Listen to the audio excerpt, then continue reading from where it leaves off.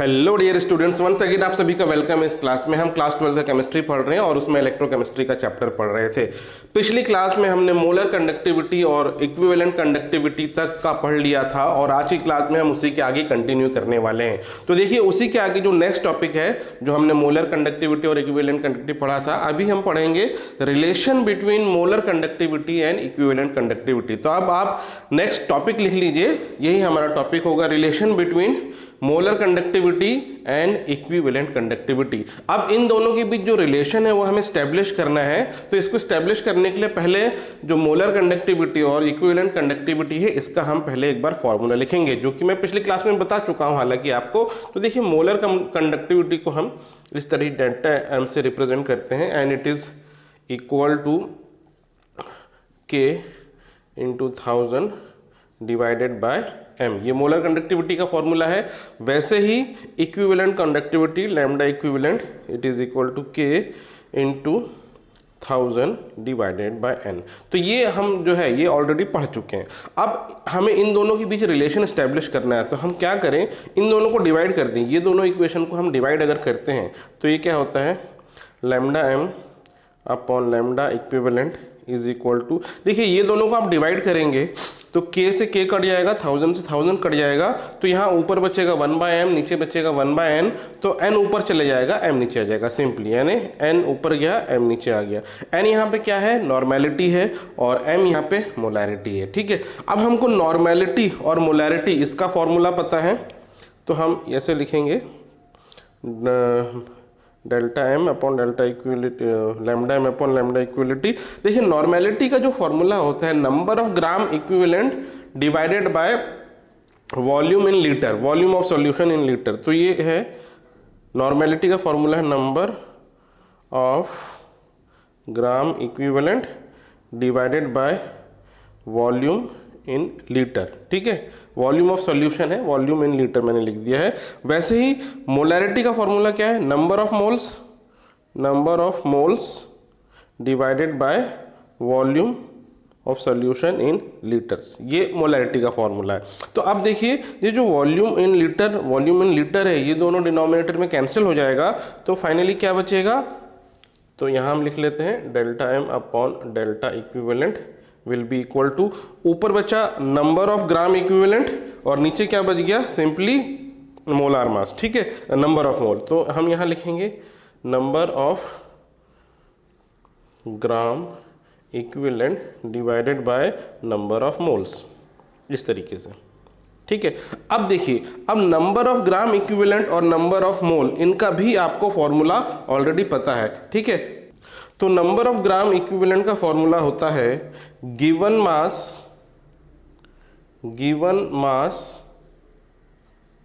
Upon equivalent mass.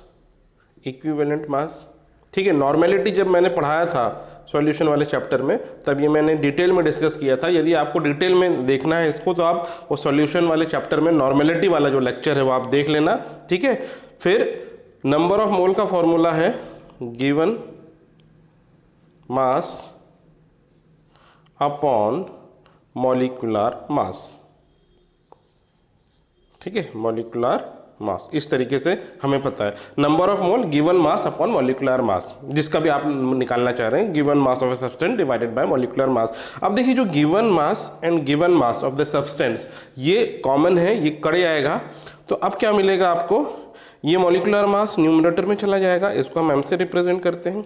ठीक है, divided by equivalent mass, इसको e से रिप्रेजेंट करते हैं। ठीक है, और यहाँ पे है lambda m upon lambda equivalent. देखिए, ऑलमोस्ट हम पहुंच गए हैं। अब जो इक्विवेलेंट मास है, ठीक है, इक्विवेलेंट मास जो होता है, it is molecular mass divided by x। ठीक है, तो मैं इसके बारे में वही नॉर्मेलिटी वाले चैप्टर में आपको डिटेल में बता चुका हूं। इक्विवेलेंट मास होता है molecular mass divided by x। x क्या है, एसिड के लिए x होता है उसकी बेसिसिटी, बेस के लिए x होता है एसिडिटी, सॉल्ट के लिए जो मेटल के ऊपर जो चार्ज है या जो आयंस है उसका जो चार्ज है वो होता है x की वैल्यू। तो डिफरेंट कंपाउंड के लिए x की वैल्यू अलग अलग होती है जब हम इक्विवेलेंट मास निकालते हैं। तो अब ये हमने लिखा मॉलिक्यूलर मास बाय x। अगर ये इसको हम कैंसिल कर दें, मॉलिक्यूलर मास है mm, तो क्या बच गया, सिंपली बच गया x। तो molar conductivity upon equivalent conductivity will becomes equal to x, ठीक है। और x की वैल्यू क्या है, ये डिपेंड करता है कि एसिड है, बेस है, सॉल्ट है, उसके हिसाब से अलग अलग कंपाउंड के लिए x की वैल्यू अलग अलग होती है। तो ये है relation between molar conductivity and equivalent conductivity. इस रिलेशन का इस्तेमाल आपको न्यूमेरिकल्स में करना होता है कि यदि आपको मोलर कंडक्टिविटी दी है, उससे आपको इक्विवेलेंट कंडक्टिविटी निकालना है तो इस फॉर्मूले से निकाल सकते हैं, या इक्विवेलेंट कंडक्टिविटी से आप मोलर कंडक्टिविटी निकालना चाहते हैं तो ये फॉर्मूला आप यूज करके निकाल सकते हैं। अब नेक्स्ट टॉपिक है इफेक्ट ऑफ डाइल्यूशन। तो देखिए नेक्स्ट टॉपिक लिख लीजिए, इफेक्ट ऑफ डाइल्यूशन। जो हम इलेक्ट्रोलाइटिक कंडक्टेंस के बारे में पिछले क्लास में पढ़े थे, जो डिफरेंट टर्म्स, जनरल टर्म्स मैंने आपको बताए थे, तो उन्हीं टर्म्स के ऊपर आज हम डिस्कस करेंगे कि डाइल्यूशन का उन पे क्या इफेक्ट होता है। तो देखिए एक एक करके हम सभी का डिस्कशन करेंगे। तो सबसे पहला जो पॉइंट है वो आप लिख लीजिए, फर्स्ट दैट इज कंडक्टेंस, ठीक है। कंडक्टेंस को हम कैपिटल G से रिप्रेजेंट करते हैं, ये इलेक्ट्रोलाइटिक सेल का कंडक्टेंस है। इस कंडक्टेंस पे क्या इफेक्ट होगा डाइल्यूशन इंक्रीज करने से, ठीक है। तो देखिए, on increasing the dilution conductance of both weak and strong electrolyte increases. देखिए जो इलेक्ट्रोलाइटिक सॉल्यूशन है उसमें इलेक्ट्रोलाइट होगा, तो इलेक्ट्रोलाइट जनरली हम दो कैटेगरी में डिवाइड करके रखते हैं, एक होता है वीक इलेक्ट्रोलाइट, एक होता है स्ट्रॉन्ग इलेक्ट्रोलाइट। अब जो वीक इलेक्ट्रोलाइट है और स्ट्रॉन्ग इलेक्ट्रोलाइट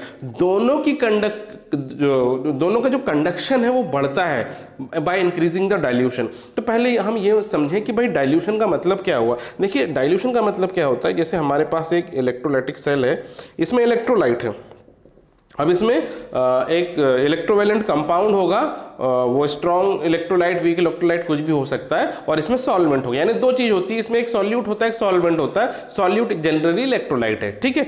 अब हम इसका डाइल्यूशन बढ़ाना चाहते हैं, तो इसका मतलब ये है कि हम इसमें सॉल्वेंट को ऐड कर रहे हैं, ठीक है। तो यदि इसमें हम सॉल्वेंट को ऐड करेंगे तो जो नंबर ऑफ पार्टिकल पर वॉल्यूम जो है, या number of electrolyte per unit volume, वो डिक्रीज हो जाता है। तो इसका मतलब ये कंसंट्रेशन डिक्रीज हो जाएगा इस केस में। तो कंसंट्रेशन डिक्रीज हो गया, इसका मतलब डाइल्यूशन बढ़ गया। तो हम यहाँ ये डाइल्यूशन कर रहे हैं, तो डाइल्यूशन करने से क्या होता है, स्ट्रॉन्ग और वीक इलेक्ट्रोलाइट दोनों के केस में जो कंडक्टेंस है वो बढ़ जाता है, लेकिन increase in weak electrolyte is more as compare to increase in strong electrolyte. ये पॉइंट को भी आप नोट करके लिख लीजिए, जो कंडक्टेंस का इंक्रीज होता है वीक इलेक्ट्रोलाइट के लिए ज्यादा होता है, स्ट्रॉन्ग इलेक्ट्रोलाइट के लिए कम होता है। अब रीजन क्या है, देखिए जो वीक इलेक्ट्रोलाइट है, वीक इलेक्ट्रोलाइट, WE यहाँ पे वीक इलेक्ट्रोलाइट रिप्रेजेंट कर रहा है, जो वीक इलेक्ट्रोलाइट होते हैं दे आर नॉट 100% डेसोसिएट, ठीक है। तो इनका क्या है, डिग्री ऑफ डेसोसिएशन कम होता है।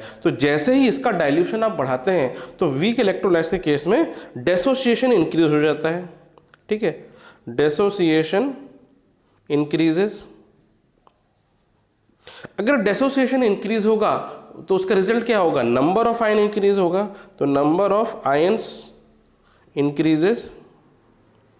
अगर नंबर ऑफ आयन इंक्रीज होगा तो सिंपली चार्ज बढ़ गया तो क्या, कंडक्टेंस भी बढ़ जाएगा, ठीक है। तो यहां पे रीजन क्या है, वीक इलेक्ट्रोलाइट में नंबर ऑफ आयन बढ़ जाते हैं क्योंकि वो 100% डेसोसिएट नहीं होते हैं, बट डाइल्यूशन करने से वो और थोड़े से और ज्यादा डेसोसिएट हो जाते हैं, नंबर ऑफ आयन्स बढ़ जाते हैं। बट स्ट्रॉन्ग इलेक्ट्रोलाइट के केस में क्या होता है, दे आर 100% ऑलरेडी डेसोसिएटेड, 100% डेसोसिएट या 100% आप लिख सकते हैं आयोनाइज्ड, ठीक है। तो ये 100% ऑलरेडी आयन, सारे ये आयंस में कन्वर्ट हो चुके हैं। स्ट्रॉन्ग इलेक्ट्रोलाइट में जितने भी आयन थे सब अलग अलग होके वो आयंस में कन्वर्ट हो चुके हैं। तो अब जब डाइल्यूशन बढ़ाएंगे तो इसमें इफेक्ट क्या होगा, देखिए इसमें क्या है, चार्ज पार्टिकल होंगे, आयंस होंगे, प्लस होगा माइनस होगा, दोनों तरह के कैटायन आयनाइंस होंगे। तो जब हम डाइल्यूशन इसमें बढ़ाएंगे तो क्या होगा, इन आयंस के बीच का सेपरेशन बढ़ेगा। इन आयंस के बीच का जब सेपरेशन बढ़ेगा तो इनके बीच का जो फोर्स ऑफ अट्रैक्शन या रिपल्शन है वो भी कम हो जाएगा, और उसकी वजह से क्या होगा, ये इसकी जो आयन से इजीली मूव करेंगे तो इससे इसकी कंडक्शन बढ़ जाएगी। लेकिन क्योंकि यहाँ पे केवल नंबर ऑफ आयंस यहाँ पे तो बढ़ नहीं रहे, केवल इनके बीच का जो फोर्स ऑफ अट्रैक्शन उसमें चेंज आ रहा है, इसलिए इसमें कंडक्टेंस बढ़ रहा है। इसीलिए वीक इलेक्ट्रोलाइट के केस में तो नंबर ऑफ आयंस बढ़ जाते हैं, इसीलिए इसमें जो इंक्रीज होता है वो ज्यादा होता है, और इसमें जो इंक्रीज होता है कंडक्शन का वो कम होता है। इस बात को ध्यान रखेंगे। अब दूसरा पॉइंट है, डाइल्यूशन का आप इफेक्ट देख रहे हैं कंडक्टिविटी में। कंडक्टिविटी और इसको हम बोलते हैं कप्पा, ठीक है, इसको हम K से रिप्रेजेंट करते हैं। तो कंडक्टिविटी मैंने हालांकि पिछली क्लास में ही बताया था, इसमें ही बता देता हूं। कंडक्टिविटी की डेफिनेशन क्या है? It is the conductance due to all the ions present in 1 ml of an electrolytic solution, ठीक है, यानी 1 ml इलेक्ट्रोलाइटिक सॉल्यूशन में जितने भी आयंस होंगे उसकी वजह से जो भी है कंडक्टेंस, वो कंडक्टिविटी कहलाती है उस सॉल्यूशन की। तो देखिए, अगर हम डाइल्यूशन बढ़ाएंगे, जैसे ये जो हमारे पास कंटेनर है इसमें हमने डाइल्यूशन बढ़ा दिया, तो सॉल्वेंट इसमें हमने बढ़ा दिया, तो उसकी वजह से क्या होगा? यदि आप इसमें से 1 ml का एक सैंपल ले लेंगे, इसमें एक छोटे टेस्ट ट्यूब में, इसमें से हमने निकाल के 1 ml का ले लिया, तो अब इसमें क्या हो गया? 1 ml में जितने आयंस पहले मिल रहे थे अब उससे कम आयंस मिलेंगे, क्योंकि डाइल्यूशन बढ़ गया है, सॉल्वेंट की अमाउंट बढ़ गई है। अब जो इसमें जो इलेक्ट्रोलाइट के जो पार्टिकल है सेपरेटेड हो गए, बहुत दूर दूर हो गए, तो अब 1 ml में उसी सैंपल में जब पहले ज़्यादा आयंस मिल रहे थे अब कम आयंस मिलेंगे। अगर आयंस कम हो गए हैं तो इसका क्या मतलब है? उसकी जो कंडक्टिविटी है वो कम हो जाएगी, क्योंकि कंडक्टिविटी किस पर डिपेंड करती है? अल्टीमेटली चार्ज पर डिपेंड करेगी। तो कंक्लूजन ये निकलेगा, on increasing the dilution the number of ions decreases, ठीक है, इन 1 ml ऑफ सॉल्यूशन, और उसका रिजल्ट क्या होगा? कंडक्टिविटी डिक्रीजेस, ठीक है। तो कंडक्टिविटी डिक्रीज होगा। अब चाहे इलेक्ट्रोलाइट स्ट्रॉन्ग इलेक्ट्रोलाइट हो चाहे वीक इलेक्ट्रोलाइट, इसमें कोई फर्क नहीं है, दोनों ही केस में कंडक्टिविटी डिक्रीज होती है। अब थर्ड पॉइंट है, देखिए, molar conductivity and equivalent conductivity, effect of dilution on molar conductivity and equivalent conductivity. इसमें क्या इफेक्ट होगा डाइल्यूशन बढ़ाने से? तो देखिए, ये मोलर कंडक्टिविटी का फॉर्मूला है, ये हम पहले भी डिस्कस कर चुके हैं, K/1000/m, यहाँ मोलैरिटी है और ये कंडक्टिविटी है, वैसे ही ये इक्विवेलेंट कंडक्टिविटी का ये फॉर्मूला है, यहाँ पे नॉर्मेलिटी के टर्म्स में। अब देखिए, हम अभी डिस्कस कर चुके हैं, यदि डाइल्यूशन बढ़ता है तो ये जो K है, कप्पा या कंडक्टिविटी, ये क्या होता है? ये डिक्रीज होता है, ठीक है। तो अगर डाइल्यूशन बढ़ेगा, ठीक है, ये डाइल्यूशन, यदि डाइल्यूशन इंक्रीज हुआ तो ये क्या होगा? इसका रिजल्ट क्या निकलेगा? Conductivity decreases. डाइल्यूशन बढ़ेगा तो कंडक्टिविटी डिक्रीज होगा। अब देखिए, ये जो मोलर कंडक्टिविटी है directly proportional to this conductivity है। यदि कंडक्टिविटी डिक्रीज होगी तो मोलर कंडक्टिविटी भी डिक्रीज होना चाहिए, ठीक है। लेकिन ये केवल कंडक्टिविटी के ऊपर डिपेंड नहीं कर रहा है, ये मोलैरिटी पर भी डिपेंड कर रहा है। तो आप ये देखो, अगर डाइल्यूशन हम बढ़ाएंगे तो मोलैरिटी यानी number of mole per unit volume वो भी तो डिक्रीज हो जाएगा। तो जब आपने डाइल्यूशन बढ़ाया, कंडक्टिविटी डिक्रीज होगी, मोलैरिटी भी डिक्रीज होगी, और अगर मोलैरिटी डिक्रीज हो रही है तो इसका मतलब है नॉर्मेलिटी भी डिक्रीज होगी, ठीक है। तो नॉर्मेलिटी भी डिक्रीज होगी। तो यहाँ पे देखिए, कंडक्टिविटी, मोलैरिटी एंड नॉर्मेलिटी तीनों चीज डिक्रीज होती है on increasing the dilution, but experimentally it is found that effect of molarity in this case and effect of normality in this case is more as compare to the effect of K, ठीक है। तो decrease in molarity यानी decrease in M is more dominant इस फॉर्मूले में। तो ये जो है किसके ऊपर डिपेंड करेगा? मोलैरिटी के ऊपर डिपेंड करेगा। इसका मतलब ये है, अगर मोलैरिटी डिक्रीज होगी तो उसका क्या होगा? एक कंडक्टिविटी इंक्रीज होगी। तो इसका फाइनल रिजल्ट क्या होगा? That molar conductivity increases. वैसे ही इस केस में नॉर्मेलिटी का इफेक्ट ज्यादा होगा as compare to the conductivity, तो नॉर्मेलिटी डिक्रीज होगी। अब ये इनवर्स रिलेशनशिप है, इसलिए इक्विवेलेंट कंडक्टिविटी इंक्रीज होगी, ठीक है। तो फाइनल रिजल्ट क्या हुआ? That on increasing the dilution conductivity decreases, molarity decreases, normality decreases, but molar conductivity increases and equivalent conductivity also increases। तो ये समझ में आया, ये हमने अलग अलग फैक्टर्स को समझा कि डाइल्यूशन का उस पर क्या इफेक्ट होता है। अब देखिए, इसी को हम ग्राफिकली भी रिप्रेजेंट करके बताते हैं। तो अब मैं इसको रफ करके एक ग्राफिकली इसका रिप्रेजेंटेशन बताऊंगा कि डाइल्यूशन के साथ मोलर कंडक्टिविटी कैसे वैरी करती है। तो देखिए, हम ग्राफिकली रिप्रेजेंट जब करते हैं तो इसको हम दो केसेस में पढ़ते हैं। ये फर्स्ट केस में क्या है? It is the variation of molar conductivity with the concentration और with the dilution for strong electrolyte. तो ये जो है, ये जो ग्राफ दिखा रहे हैं हम, ये मोलर कंडक्टिविटी y एक्सिस में है और कंसंट्रेशन x एक्सिस में है, और ये स्ट्रॉन्ग इलेक्ट्रोलाइट का ये ग्राफ इस तरीके से बनता है। तो देखिए कैसा ग्राफ बन रहा है, एक स्ट्रेट लाइन बन रहा है जो कि डिक्रीजिंग यहाँ पे आपको स्लोप में आपको दिख रहा है, ठीक है, अब इसको थोड़ा और समझे। यहां पे हमने लिया है स्क्वायर रूट ऑफ कंसेंट्रेशन, तो it is found that molar conductivity और जो कंसेंट्रेशन है, स्क्वायर रूट ऑफ कंसेंट्रेशन है, इनका एक लीनियर रिलेशनशिप होता है। ठीक है, जब हम डाइल्यूशन बढ़ाएंगे, डाइल्यूशन बढ़ाने का मतलब क्या होगा, कंसेंट्रेशन डिक्रीज हो रहा है, डाइल्यूशन बढ़ रहा है मतलब कंसेंट्रेशन डिक्रीज हो रहा है। तो यदि डाइल्यूशन बढ़ेगा तो कंसेंट्रेशन डिक्रीज होगा, तो कंसेंट्रेशन देखिए यहां से इस तरफ जाएंगे तो डिक्रीज होगा। जब कंसेंट्रेशन डिक्रीज होगा तो ये ग्राफ इधर से ऐसे जा रहा है, ऊपर की तरफ जा रहा है, तो इधर से ऊपर की तरफ जा रहा है। जब कंसेंट्रेशन डिक्रीज हो रहा है तो इसका मतलब क्या, कंडक्टिविटी, मोलर कंडक्टिविटी बढ़ रही है। लेकिन ये इंक्रीज बहुत सिग्निफिकेंट नहीं है। देखिए क्या दिख रहा है, ये जो है इस तरीके से आपको दिख रहा है बढ़ता हुआ ग्राफ, बट बहुत ज्यादा स्लोप नहीं है इसमें, बहुत माइन्यूट सा स्लोप होगा, यानी थोड़ा थोड़ा थोड़ा बढ़ता है। तो ये क्या है, स्ट्रॉन्ग इलेक्ट्रोलाइट है। इसका डिस्कशन हम पहले भी अभी कर चुके हैं, क्योंकि ये ऑलरेडी 100% एसोसिएट होते हैं। तो कंडक्टिविटी किस वजह से बढ़ती है, डाइल्यूशन बढ़ाने से जो आयंस के बीच का सेपरेशन है वो बढ़ जाता है, तो इनके बीच का जो इलेक्ट्रोस्टैटिक फोर्स है वो उसमें रिडक्शन आ जाता है। इस वजह से थोड़ा सा क्या फ्रीली मूव करते हैं आयंस, उस वजह से इसकी मोलर कंडक्टिविटी बढ़ती है, बट बहुत ज्यादा नहीं बढ़ती है। देखिए अब इसमें भी अगर हम मोलर कंडक्टिविटी या सॉरी डाइल्यूशन बढ़ाते जाएं और कंसेंट्रेशन डिक्रीज करते जाएं, तो एक पॉइंट आएगा जब बहुत कम कंसेंट्रेशन हो जाएगा, ऑलमोस्ट जीरो हो जाएगा, तो उस केस में ये मोलर कंडक्टिविटी बढ़ते बढ़ते कहां तक जाएगी, एक मैक्सिमम पॉइंट तक पहुंच जाएगी मोलर कंडक्टिविटी, और इसके बाद मोलर कंडक्टिविटी और नहीं बढ़ेगी। तो जिस पॉइंट पे सबसे ज्यादा कंडक्टिविटी, मोलर कंडक्टिविटी मिली, उसको हम कहते हैं लिमिटिंग मोलर कंडक्टिविटी। यही मैक्सिमम है, ये जो पॉइंट है, ये वाला पॉइंट है, इसको हम कहेंगे, इसको रिप्रेजेंट ऐसे करते हैं, देखिए डेल्टा एम और यहाँ पे इन्फिनिटी लगा देते हैं। इसका इन्फिनिटी का क्या मतलब है, it is actually the molar conductivity eight infinite dilution. Dilution बहुत ज्यादा हो गया, ठीक है, मतलब जो नंबर ऑफ पार्टिकल्स, जो सॉल्यूट पार्टिकल बहुत ज्यादा कम हो गए और डाइल्यूशन बहुत ज्यादा हो गया, कंसेंट्रेशन बहुत कम, ऑलमोस्ट इक्वल टू जीरो हो गया, उस केस में ये जो है molar conductivity eight infinite dilution, it is called limiting molar conductivity. ठीक है, तो यही जो टर्म है ये लिमिटिंग मोलर कंडक्टिविटी है जब इनफाइनाइट डाइल्यूशन हो जाता है। अब क्योंकि एक स्ट्रेट लाइन बन रही है, तो यहां पे हम स्ट्रेट लाइन का एक इक्वेशन भी इसके लिए बना सकते हैं। हम स्ट्रेट लाइन का एक जनरल इक्वेशन ऑलरेडी जानते हैं, y is equal to m x plus c. ये इंटरसेप्ट स्लोप फॉर्म है किसी भी एक स्ट्रेट लाइन का।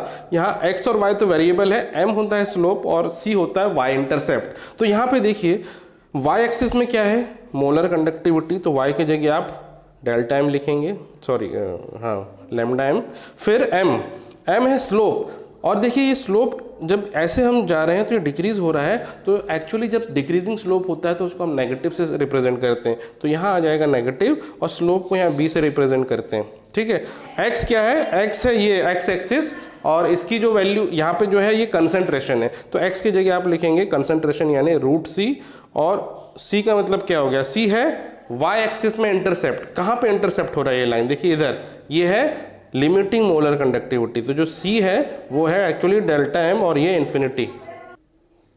तो ये एक इक्वेशन बन गया, स्ट्रेट लाइन का इक्वेशन बन गया। ठीक है, और इस इक्वेशन को हम कहते हैं डिबाई हैकल ऑन सेगर इक्वेशन। ठीक है, इसको हम डिबाई हैकल ऑन सेगर इक्वेशन कहते हैं। This is for strong electrolyte, ये ध्यान रखेंगे, फॉर स्ट्रॉन्ग इलेक्ट्रोलाइट ये हुआ। ठीक है, अब यही चीज ग्राफिकल रिप्रेजेंटेशन अब हम देखते हैं वीक इलेक्ट्रोलाइट के केस में कि उसमें किस तरीके का ग्राफ बनता है। तो ये देखिए, ये जो ग्राफ है वीक इलेक्ट्रोलाइट के लिए है, graph between molar conductivity and the square root of the concentration. हमने स्ट्रॉन्ग इलेक्ट्रोलाइट के केस में क्या देखा था, एक लीनियर रिलेशनशिप था, एक स्ट्रेट लाइन मिल रही थी। यहाँ पे स्ट्रेट लाइन नहीं मिलती है, एक आपको एक ऐसा कर्व मिलता है। तो जैसे जैसे डाइल्यूशन बढ़ता है, तो in case of weak electrolyte dilution बढ़ रहा है मतलब कंसेंट्रेशन डिक्रीज हो रहा है। यदि कंसेंट्रेशन डिक्रीज होगा तो देखिए क्या हो रहा है, ये ग्राफ ऊपर की तरफ बढ़ रहा है। तो जैसे जैसे कंसेंट्रेशन जीरो की तरफ पहुंचता है, ये एकदम से इंक्रीज होने लगता है। तो इसका मतलब ये है, जब डाइल्यूशन बढ़ाएंगे तो कंडक्टिविटी, ये क्या, molar conductivity of weak electrolyte increases exponentially. इसको आप नोट कर लेंगे, जब इसका डाइल्यूशन बढ़ता है, कंसेंट्रेशन डिक्रीज होता है, तो molar conductivity increases exponentially. Reason क्या है इसमें, जैसे ही डाइल्यूशन बढ़ता है, वीक इलेक्ट्रोलाइट के केस में जो 100% आयनाइज नहीं हुए थे, वो आयंस भी धीरे धीरे आयनाइज होने लगते हैं, नंबर ऑफ आयंस बढ़ते हैं, उसकी वजह से इसकी जो है कंडक्टिविटी बढ़ जाती है। अब क्योंकि यहाँ पे ऐसा कर्व ग्राफ मिलता है, तो यहाँ पे हम वैसा इक्वेशन नहीं लिख सकते जैसा हम स्ट्रॉन्ग इलेक्ट्रोलाइट के केस में लिखते हैं। ठीक है, तो अब मेरे ख्याल से आपको इफेक्ट ऑफ डाइल्यूशन समझ में आ गया होगा, स्ट्रॉन्ग और वीक इलेक्ट्रोलाइट में किस तरीके से होता है और क्या क्या फैक्टर्स उसमें रिस्पॉन्सिबल होते हैं। ठीक है, तो आज की क्लास हम यहीं पे एंड करेंगे। तो ये जो टॉपिक है इसको आप और पढ़ लीजिए अच्छे से, इसकी जो आगे का फर्दर जो है उसको हम नेक्स्ट क्लास में कंटिन्यू करेंगे। So that's all for today's class. Take care of yourself and have a nice day.